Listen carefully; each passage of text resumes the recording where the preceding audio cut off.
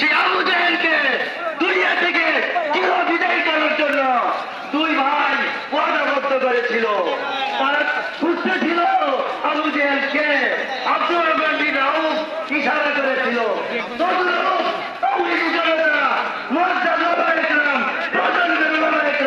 তোমরা প্রস্তুত হও, নবীর শত্রুদেরকে শুধু এমনি ছেড়ে দিলে হবে না, এমনি ছেড়ে দিলে হবে না।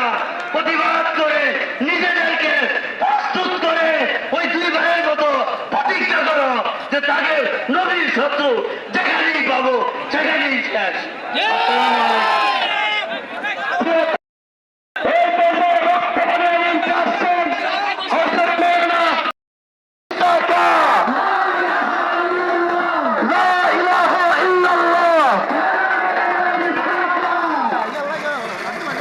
الحمد لله وكفى وسلام على عباده الذين اصطفى